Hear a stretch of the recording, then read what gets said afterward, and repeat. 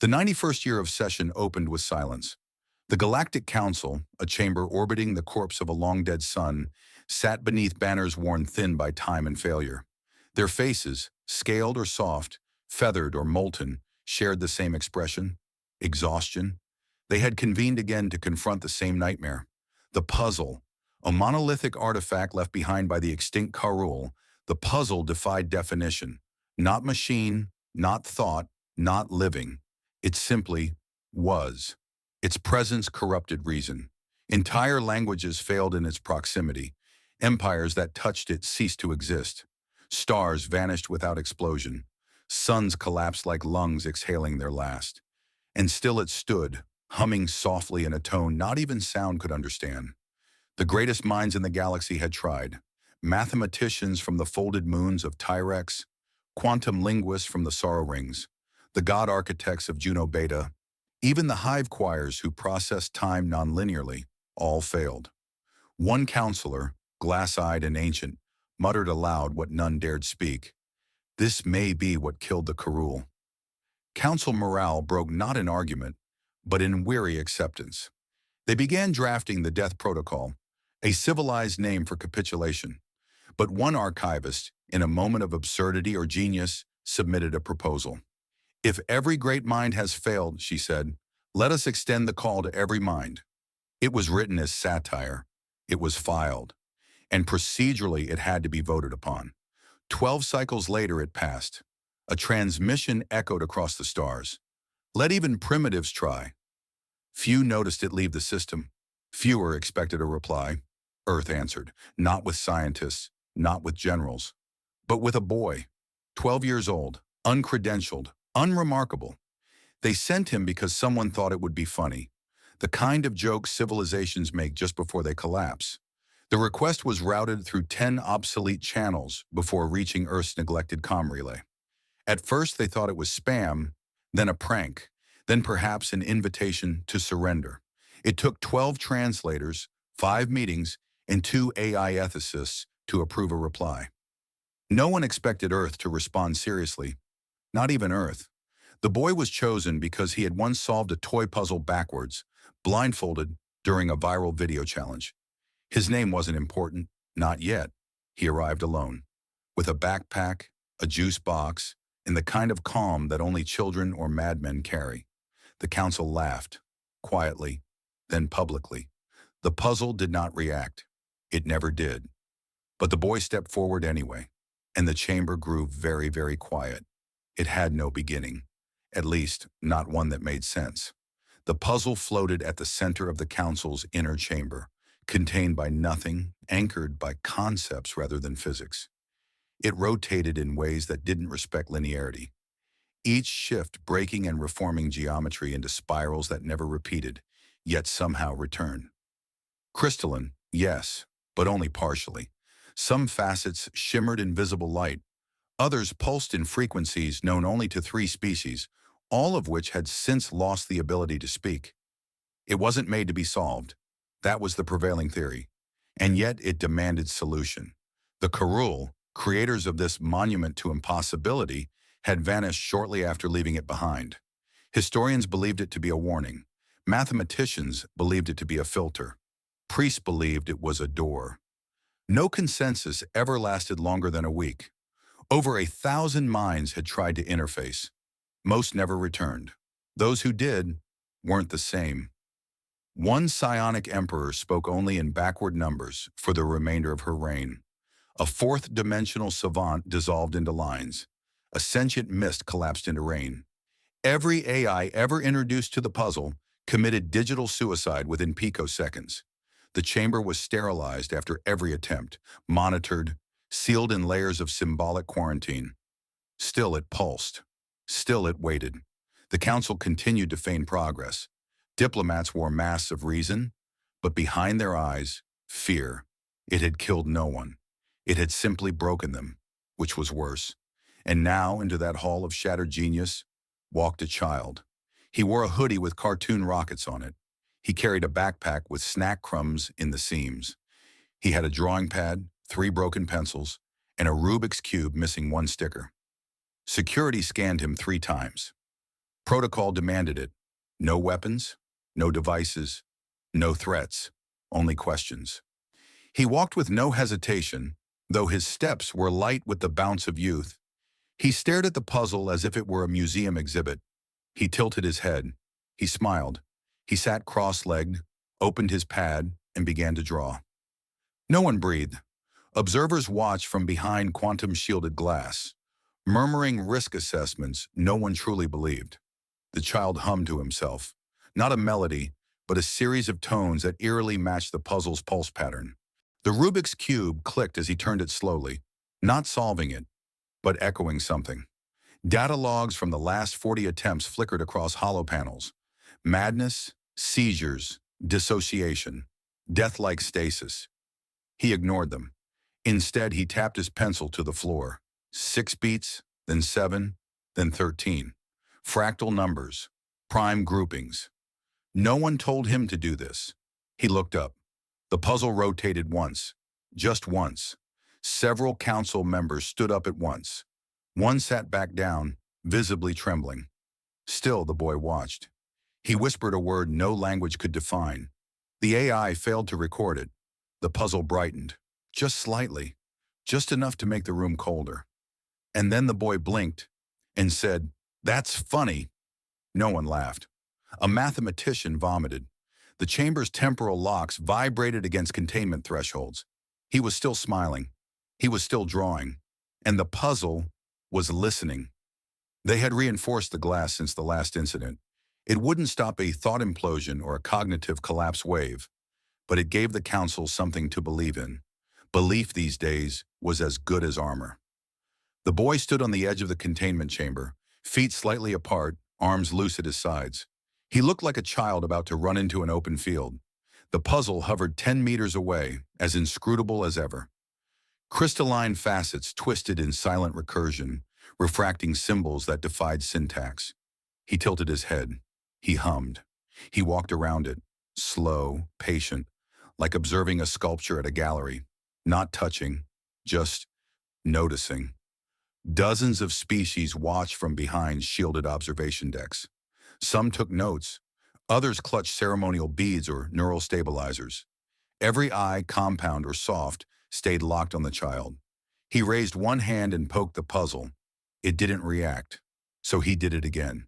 This time it shifted, just slightly. A fold that hadn't existed a moment ago unfolded like breath. Not aggressive, not evasive, curious. He giggled. It was not a sound the council chamber had heard in decades. "Why?" the boy asked to no one in particular. "Is it shaped like a question pretending not to be one?" Every translator stalled. The sentence defied structure. It wasn't nonsense. It was too precise for that. But it didn't belong to any known logic schema. Somewhere in the upper deck, a diplomat dropped her tablet. A neural observer noted the puzzle's pulse frequency had changed. Its surface geometry reconfigured. Subtle, but traceable. A mirrored spiral collapsed into a Mobius strip, which bent again into a Klein bottle, before vanishing altogether. The boy sat down, cross-legged again, and smiled. He pulled out his Rubik's Cube, not as a tool, as a toy. He began to solve it, not quickly, not with flourish, but like it was background noise to something deeper. The puzzle tilted. Observers noted the lack of symmetrical retaliation, the usual defense pattern. It wasn't recoiling, it was responding. A slow hum filled the room, not from the puzzle, from the chamber itself. Feedback loops in the logic dampeners began echoing unintended harmonic distortions. The child tapped his cube twice, then placed it beside him. He clapped his hands. The puzzle folded inward. One face retracted and reformed. The sound was soft, deliberate. A member of the biopsy choir clutched her temple and whispered. It heard him.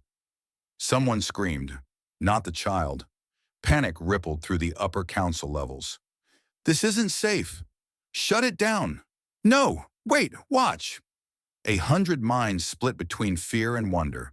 The boy blinked and reached into his bag again. He pulled out a sandwich wrapped in foil. He began to eat. With each bite, the puzzle shifted again. Not wildly, not dangerously, playfully. It mirrored his posture. It rotated to face him, though it had no eyes. A retired temporal analyst whispered, "It's recognizing him." Someone else replied, "Recognizing what?" The answer came from the boy himself, spoken gently between bites of peanut butter and jelly.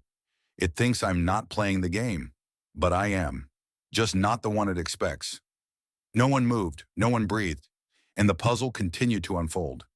In the observation logs, the waveform signatures began overlapping, as if two entities were beginning to rhyme.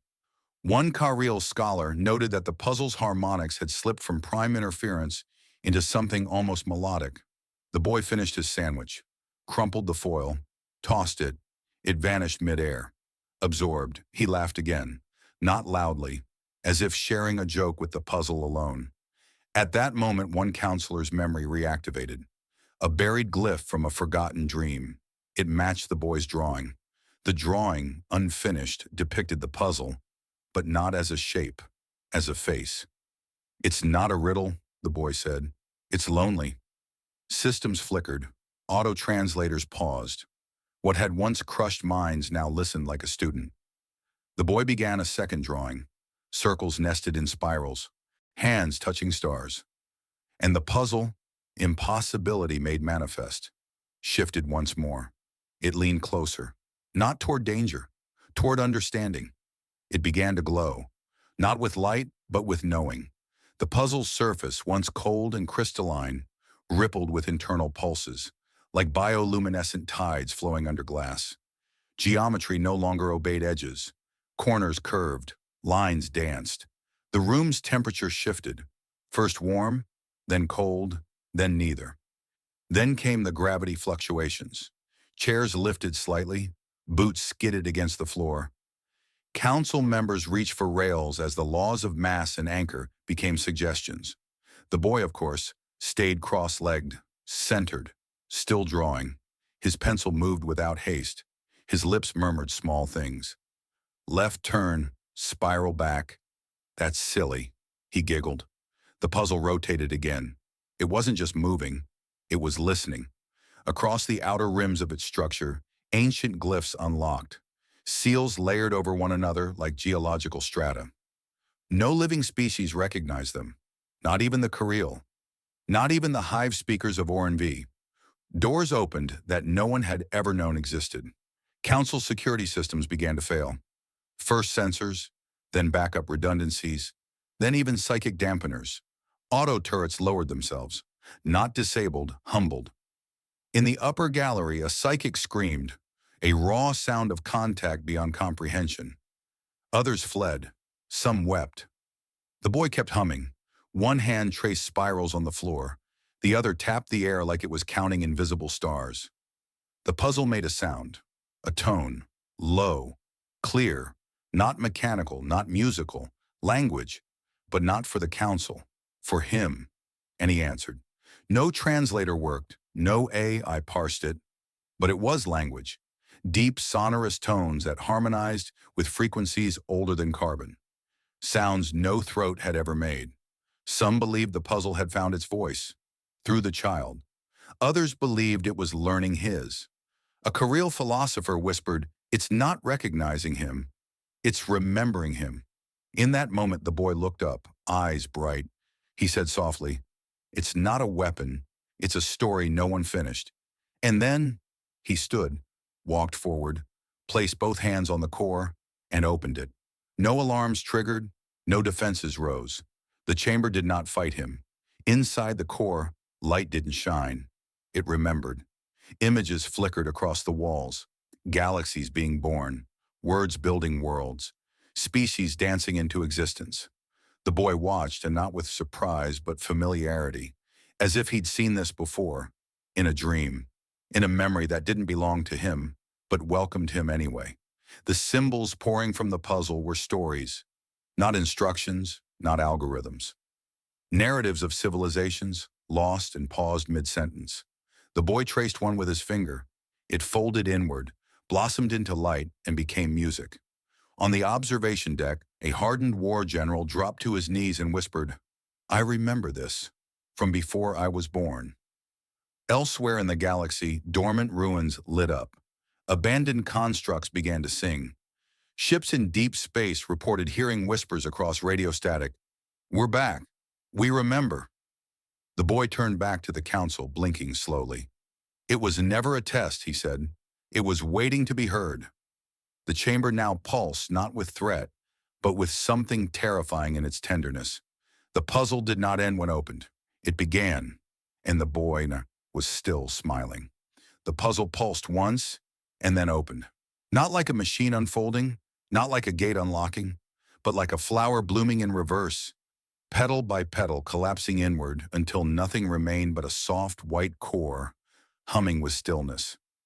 From its heart came not light, not energy, but a shape, a projection. Holographic, yes, but not digital. It was memory, coded not in bytes, but in echoes. It shimmered above the boy like a quiet ghost, blooming into something the galaxy had long forgotten. History, but not the kind found in archives. This was not recorded. It was remembered. The council leaned forward, every eye, every mind, every species. Something ancient stirred. The projection began with a planet burning, not Earth, not a world the council recognized, but one that screamed in silence as structures crumbled and oceans boiled, while 1,000 ships hovered above it in perfect observation. Not one fired, not one intervened. It was a test, and they had failed it. Another image, a species erased, not by war, but by quarantine. Not out of cruelty, but fear. The council had erased them from memory, claiming the species had self-collapsed. The projection showed otherwise. Gasps echoed. Some council members stood in denial. Others bowed in shame. The puzzle continued. One by one, secrets unfolded, like wounds finally allowed to breathe. Entire star systems erased from maps. Technologies buried for being too unpredictable. Histories edited, not to hide shame, but to preserve control. And then, across every language, every frequency, spoken through every voice and tone in the chamber, it said, "Only a child of the future will see the past without pride." The boy looked up and nodded, as if he'd always known. He stepped forward into the projection. It didn't scatter. It embraced him. Symbols wrapped around him like threads, not trapping, but recognizing. The puzzle hadn't been a weapon. It had been a vault, a sealed song, a final testament left behind by the Karul, not to test strength, but to wait for a species or a soul who would see without the need to conquer what it found. Only someone who didn't fear failure could finish the thought. The boy had no fear. He just wondered. On far worlds, the projection bled into the fabric of space-time. Temples reactivated. Graves reopened. Not physically, but symbolically. Monuments rewritten themselves. Lost languages flickered into the minds of newborns. Even time-sensitive species felt a fracture in the loop of forgetting. The council chamber dimmed as if reality itself bowed in recognition. The boy, small against the glowing memory field, turned slowly in place, observing histories not taught, only felt. One Carial delegate whispered, "He's not reacting. He's remembering." The projection bent around him, forming a spiral that encoded the entire myth of the Karul in seconds.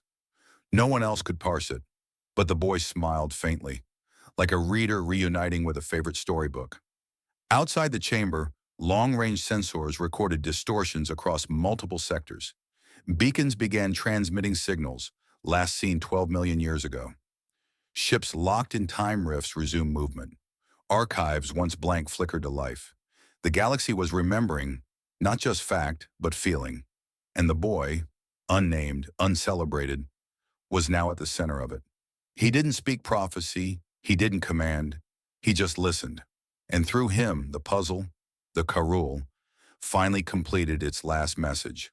A warning, yes, but also an invitation to remember better, to build forward without forgetting what came undone. The final line pulsed once more. Only a child of the future will see the past without pride.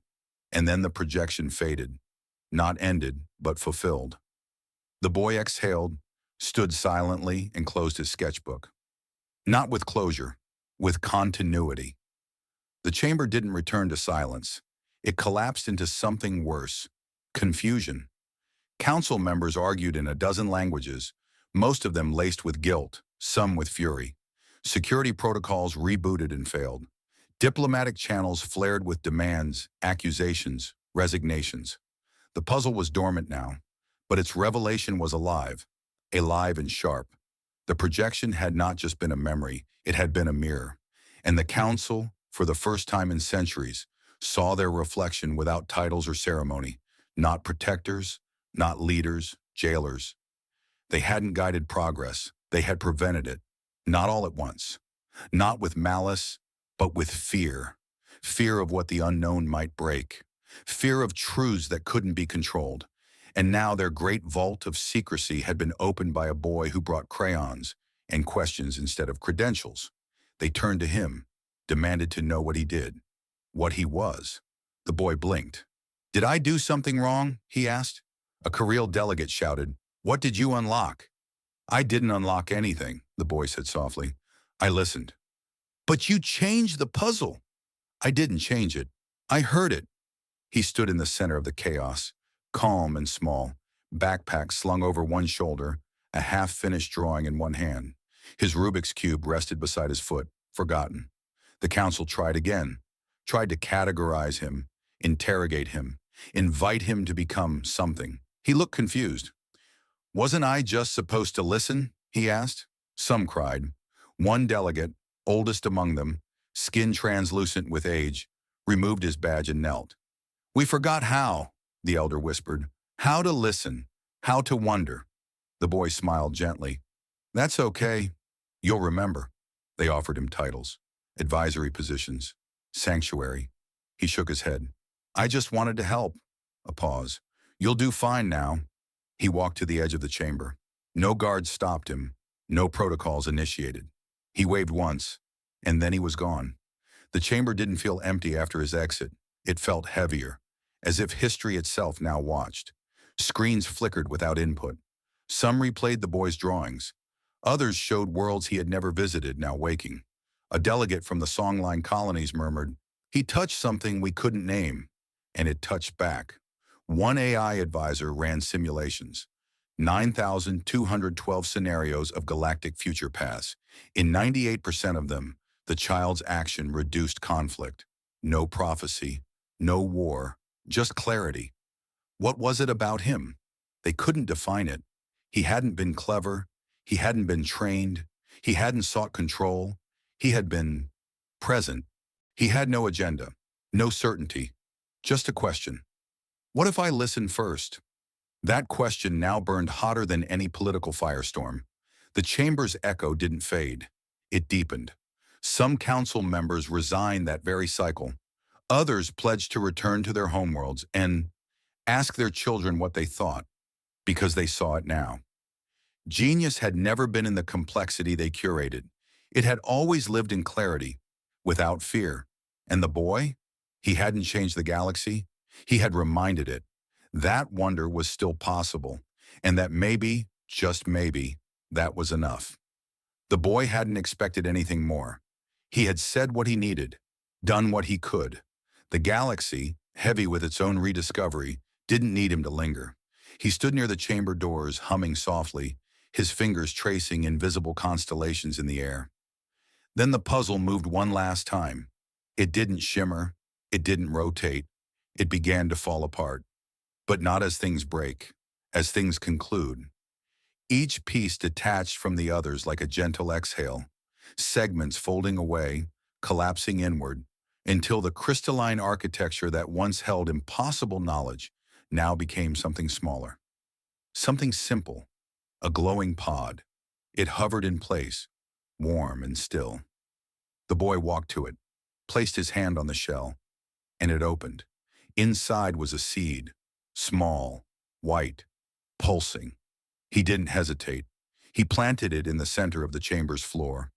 Instantly it took root, not through soil, but through memory. Light surged from the ground in thin threads, like veins of history reconnecting. A tree sprouted, tall, slow, magnificent. Not made of bark or leaves, but of luminous strands woven together like starlight and thought. Its roots pulsed with ancient light. Its branches arched over the chamber dome, flickering with holograms from forgotten times. Its fruit glowed, not like energy, like possibility. The council stood, silent. No one could explain what the tree was, and no one dared interrupt it. The boy looked up at its light and smiled, as if it was an old friend finally remembered. A counselor stepped forward. "What is it?" "A reminder," the boy said, "to think like children sometimes." And then he stepped back, letting the tree do what it had come to do. Without prompt, tendrils of light extended toward the central archive pillars. The great repositories of galactic knowledge, once carefully curated, selectively pruned, began to hum. The tree touched them, and they responded. Old files emerged. Species once listed as extinct, reclassified as hidden. Civilizations marked lost, revealed as displaced, not destroyed. Lost treaties, suppressed discoveries, buried voices, all returning. But nothing was erased, no shame deleted, no sin concealed. The tree didn't rewrite truth, it restored it. Archivists wept as names long forbidden glowed again in the library cores. On distant worlds, anomalies began aligning, echoes of the tree reaching through fold space to other vaults, other minds. Ships received coordinates to planets previously believed uninhabitable. Scholars found entire dialects returned to the tongues of children overnight. A diplomat whispered, "The galaxy isn't smaller. We were just seeing less of it." And it was true. The puzzle's final gift wasn't a warning or a threat. It was an act of memory. Not nostalgia, but healing. The boy sat down under the tree, opened his sketchbook one last time. He didn't draw the puzzle. He drew people, laughing, listening, wondering. A root curved beside him, like a quiet companion. And somewhere deep in the bark of the tree, the last riddle of the Karul dissolved quietly into peace. The boy came home. There was no procession, no fanfare, no banner across the sky declaring his name. Just an early morning bus ride from a spaceport no one noticed. A quiet walk through dew-covered grass in a front door that creaked exactly the way it had before he left. He dropped his backpack beside the coat rack. His mother called from the kitchen, asking about his day. He said it was fine. He ate toast. He fed the cat. And when he returned to his room, he placed the translucent Rubik's Cube on his desk and smiled as it clicked softly, turning itself once, then twice, never solving completely, just playing. He never told anyone. The galaxy, however, did not forget. Far from Earth, the council convened again. This time, something was different. A small chair had been added to every chamber, not as decoration, but as declaration. They called them listening seats, for the young, for the curious, for the uncredentialed. Children were invited into proceedings, not as mascots, as minds. And across dozens of species, a new law was ratified, quietly, without resistance. No intelligence is too small to be true. Cultural shifts echoed through space. On the storm world of Virex, educators dismantled their logic grids and replaced them with puzzle gardens. In the shadow cities of Nephros, elders told stories they had once silenced. On the moons of Ulcerai, signal beacons were rebuilt, not to transmit warnings but to ask questions. Questions no one had answers for. Yet, planets lit up with curiosity, not data, music, dreams, games, not as distractions, as invitations. The boy slept soundly through it all. Some nights he dreamed of the puzzle, of the way it unfolded like an idea not yet finished. Other nights he dreamed of stars folding into playgrounds. He never felt watched, only remembered. Teachers on remote colonies began each class by asking, "What do you wonder today?" A new generation of ships launched with no weapons, only observatories. Libraries rebuilt their lost sections, some now containing children's artwork beside recovered scrolls. In time, a holiday was created, not named after the boy, but after the moment. They called it the Day of Listening.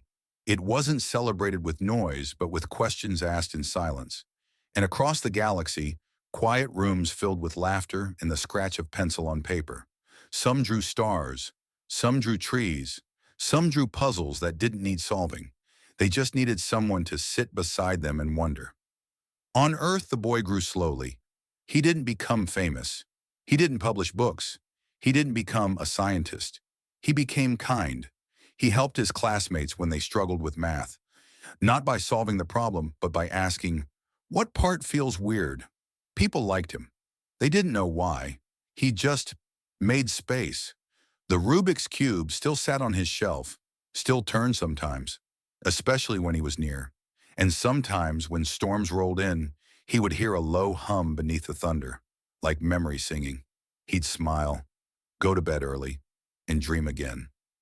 In orbit around a nameless moon, a long-dead beacon blinked to life and spoke a final log into the void. The lock was never the danger. Forgetting how to wonder was. The galaxy understood finally what it meant to remember forward, to teach without certainty, to lead without fear.